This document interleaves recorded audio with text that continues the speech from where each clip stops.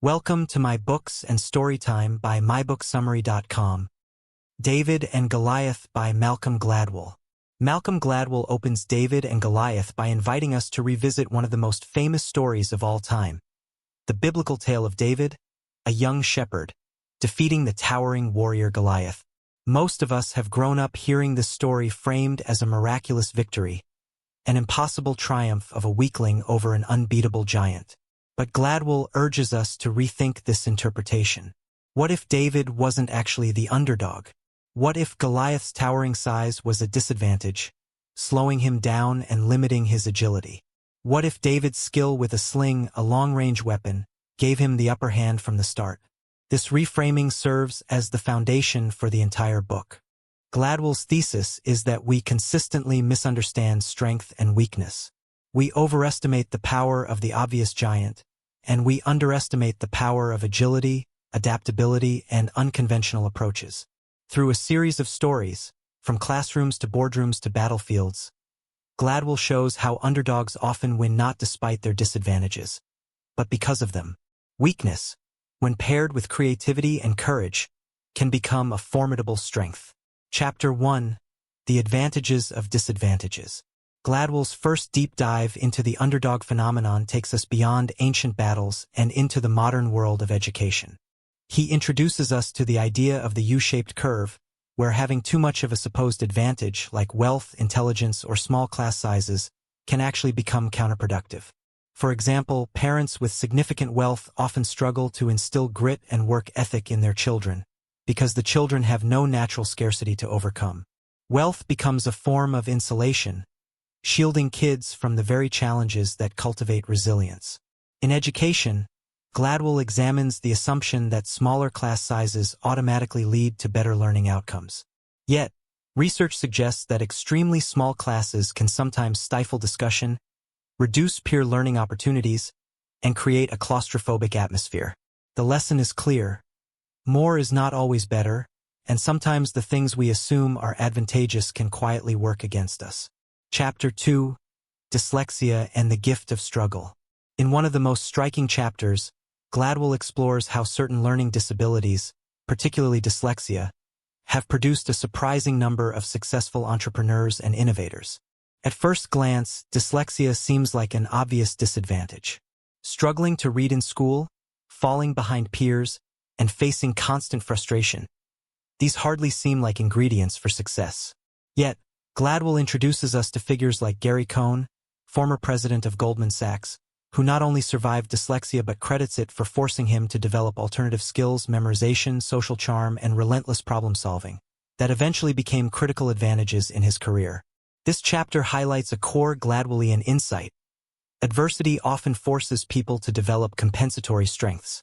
Those who face repeated failure and learn how to persist, adapt, and think creatively develop psychological muscles that their more privileged peers never have to build. These compensatory strengths, forged in difficulty, often become the secret weapons of highly successful people.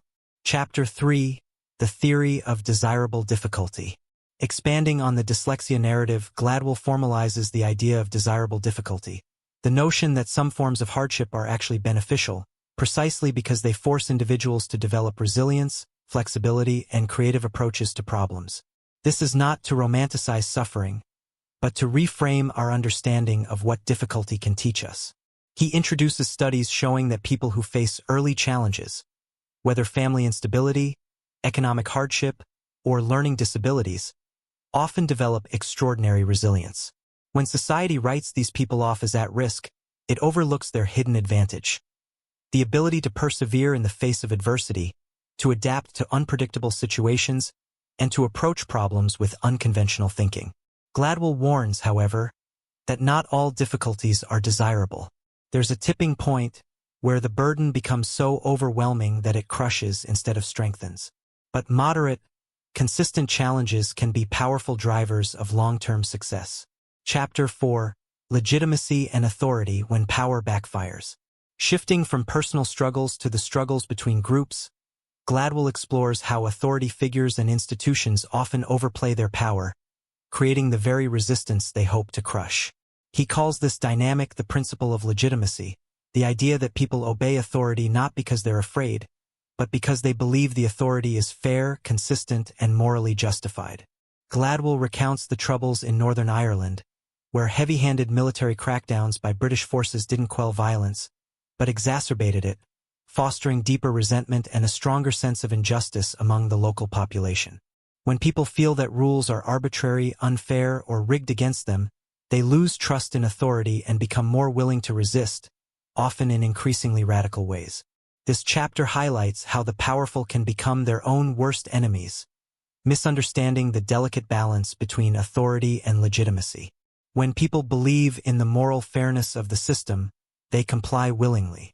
When that trust is shattered, even overwhelming power cannot enforce order. Chapter 5: The Civil Rights Movement and the Power of Moral Advantage. Gladwell then turns to the American Civil Rights Movement, focusing on how moral authority can become a form of power that overwhelms brute force.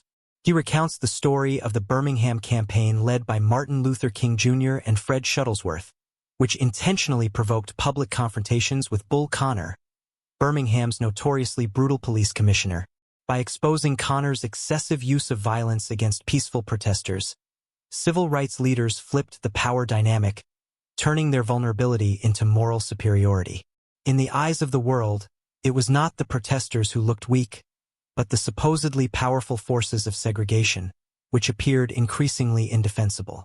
This chapter illustrates how moral clarity and strategic vulnerability can give underdogs a powerful, unexpected advantage. The weaker side can win, not by overpowering the strong, but by forcing them to reveal their own illegitimacy. Chapter 6: The Limits of Power, the Misjudgment of Giants. Gladwell revisits the central theme of giants misunderstanding their own weaknesses. Often, powerful entities, whether military forces, corporations, or governments, assume that sheer size, wealth, or force guarantees success. But Gladwell argues that giants are often clumsy, overconfident, and slow to adapt. He contrasts the Vietnam War with the story of David and Goliath, showing how the U.S. military's overwhelming firepower proved useless in the face of the Vietnamese guerrilla fighters' agility, local knowledge, and resilience. The giant's own size became a liability, making it slow, inflexible, and dependent on strategies that assumed a completely different kind of war. The lesson is clear: strength breeds complacency, and the illusion of invincibility blinds giants to their vulnerabilities. Chapter 7: The Power of Courage and Belief. Ultimately, what separates successful underdogs from those who are simply crushed by adversity is their mindset. Gladwell emphasizes that the belief that you can win, even when the odds seem impossible, is itself a transformative force. This is not blind optimism, but a deep conviction rooted in knowing how to turn your disadvantages into strengths. David wasn't just lucky. He understood the terrain, his weapon, and Goliath's weaknesses better than anyone gave him credit for. Underdogs who succeed don't blindly charge into battle. They rethink the rules, reimagine their options, and harness the very conditions others see as disadvantages. Conclusion: rewriting the underdog narrative. Malcolm Gladwell's David and Goliath is ultimately a call to rethink everything we assume about strength, success, and advantage. The world's greatest triumphs often come not from powerful giants crushing the weak, but from unlikely underdogs turning their weaknesses into sources of ingenuity, courage, and resilience. Whether in business, politics, or personal struggles, the lesson is the same. When the world tells you you're too small to win, that's when you might be stronger than you think. Stay tuned for more enlightening content. Head over to www.mybooksandstorytime.com. Don't forget to subscribe and share the magic with friends. And let's grow together through the power of books and interesting stories.